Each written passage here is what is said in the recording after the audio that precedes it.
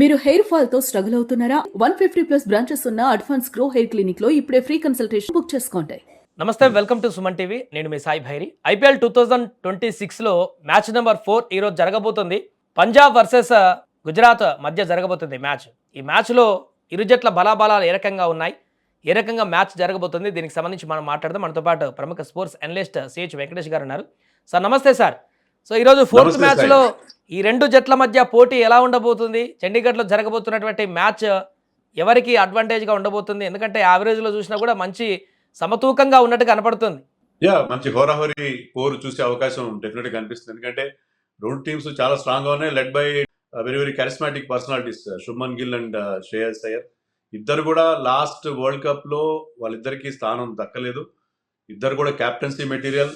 ఇండియాకి already Shubman Gill 2 formats లో India captain గా ఉన్నాడు, 1 days లో టెస్టుల్లో.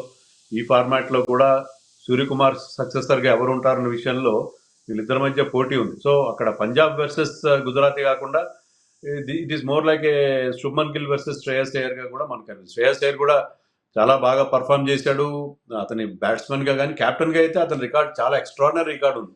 2 IPL టీమ్స్ అతని క్యాప్టెన్సీలో ఫైనల్ తీసుకెళ్ళాడు, Delhi and Punjab.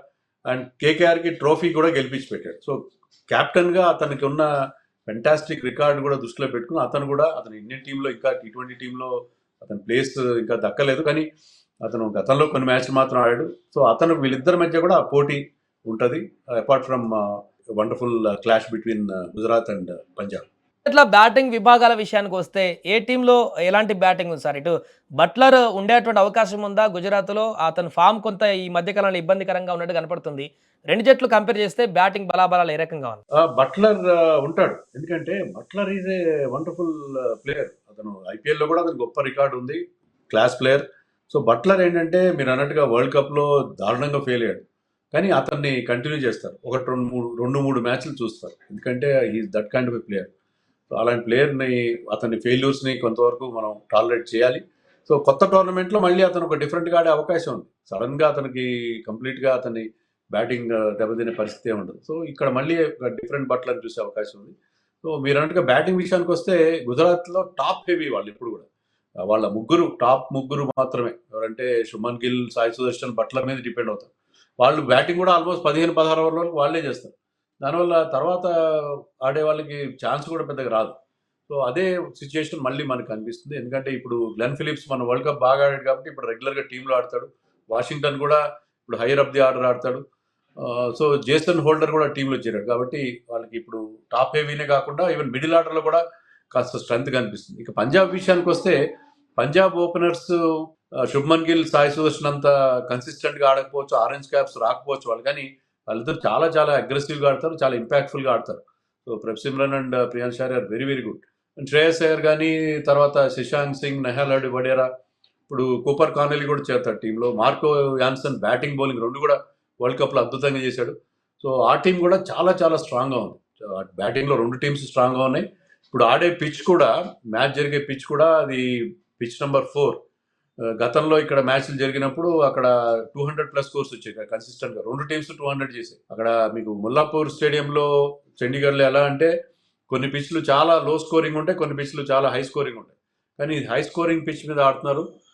Even Punjab coach Ricky Ponting కూడా ఏం చెప్పాడంటే మ్యాచ్లో చాలా పెద్ద స్కోర్లు వచ్చే అవకాశం ఉందని చెప్పాడు. సో 2 టీమ్స్ బ్యాటింగ్ స్ట్రాంగ్గా ఉన్నాయి కాబట్టి థర్డ్ మ్యాచ్లో మనం చిన్న స్కోర్స్ చూసినా, చెన్నై 127 మాత్రమే చేసినా, ఇక్కడ మళ్ళీ 200+ స్కోర్స్ చూసే అవకాశం కనిపిస్తుంది. But both the teams are very very strong in their batting.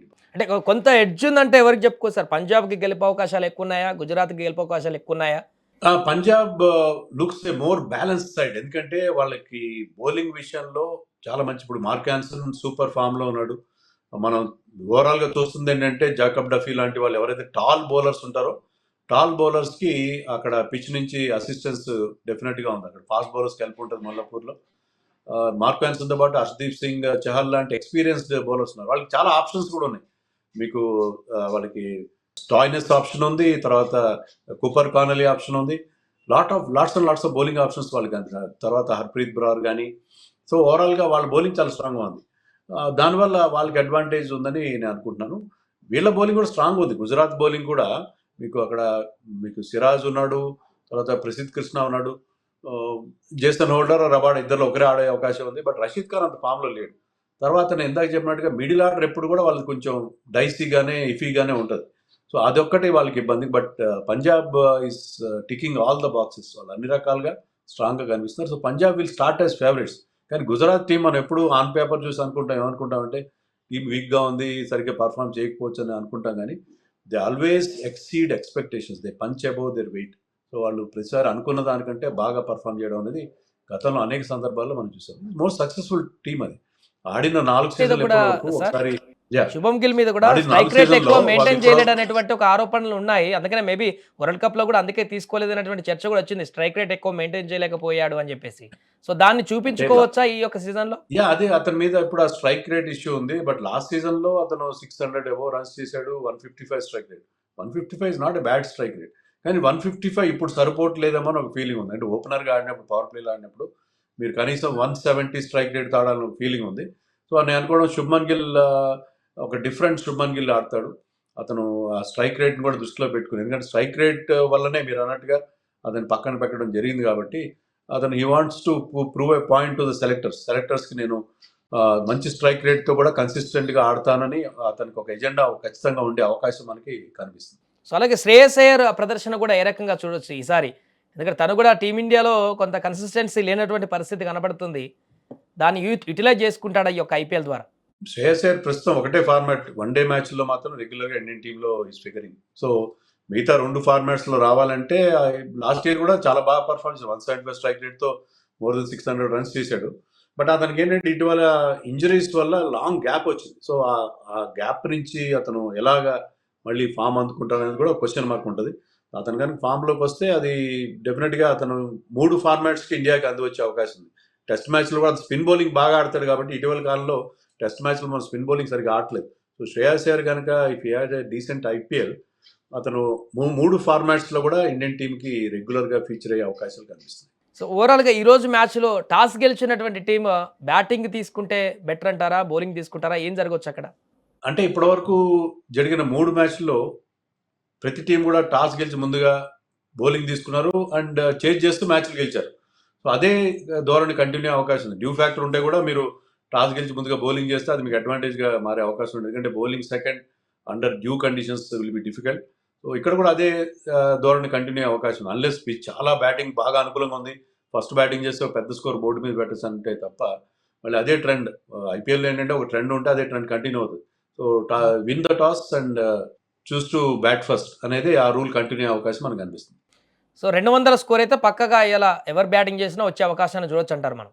Generally speaking అంటే వర్షం లాంటి ప్రమాదం లేకపోతే ఆ పిచ్ మీద ఫ్రెష్ పిచ్ కాబట్టి మనం ఖచ్చితంగా చెప్పలేం. బట్ ఇన్ జనరల్ ఏంటంటే ఈ ఐపీఎల్‌లో మనకి అదే ధోరణి కనిపిస్తుంది. ఎక్కడైనా సరే. యాక్చువల్లీ నిన్న చెన్నై వర్సెస్ ఆర్ఆర్ మ్యాచ్‌లో కూడా వర్షం రాకుండా ఉంటే అది కూడా హై స్కోరింగ్‌గానే ఉండే పరిస్థితి కనిపించింది.